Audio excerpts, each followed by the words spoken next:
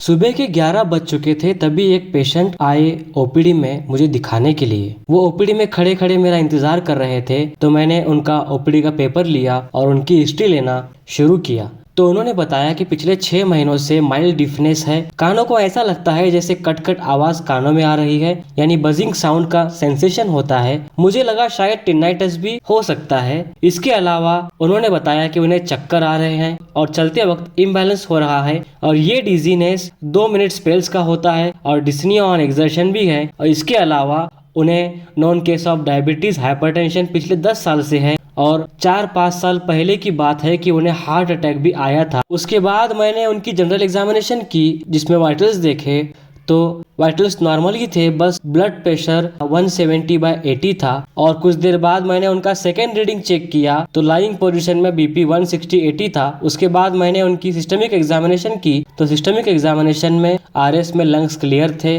CVS में heart sounds S1 S2 normal ही थे, और सीएनएस में निस्टैग्मस भी नहीं था। और रोमबर्ग टेस्ट भी मैंने किया तो वो भी नेगेटिव था। उसके बाद मैंने उनके सारे मेडिसिन चेक किए, जिसमें anti hypertensives, oral hypoglycemic agent, cardiac drugs और डायूरेटिक्स शामिल थे। इसके अलावा मैंने उनकी ब्लड शुगर भी चेक की। मैंने उनके ईयर देखे तो ऐसा लग रहा था वो बिल्कुल ड्राई हैं। शायद उन्हें कान में काड़ी करने की, रुई डालने की आदत है। पूछने पर बताया कि अक्सर वो कान में काड़ी, रुई या ईयरबड्स का इस्तेमाल करती रहती हैं। तो सारी हिस्ट्री और एग्जामिनेशन के बाद मेरा डिफरेंशियल डायग्नोसिस था कि ये डीवीटी यानी डिफनेस वर्टिगो टिनाइटस का कॉम्बिनेशन यानी मेनियस डिसीज हो सकता है। और बीपी की रीडिंग्स लाइंग और सिटिंग में जो डिफरेंस दिखाई दे रहा था उसे देखकर लग रहा था कि ये ऑर्थोस्टैटिक हाइपोटेंशन की वजह से हो सकता है या रेजिस्टेंस हाइपरटेंशन की वजह से भी हो सकता है, क्योंकि दोनों भी ओल्ड एज में काफी कॉमन है, या उनको ऑलरेडी डायबिटीज, हाइपरटेंशन और हार्ट के मेडिसिन यानी इस्चेमिक हार्ट डिसीज है। तो उसकी वजह से कहीं ना कहीं ब्रेन को अगर ब्लड सप्लाई ठीक से नहीं हो रहा है तो इस्चेमिक ब्रेन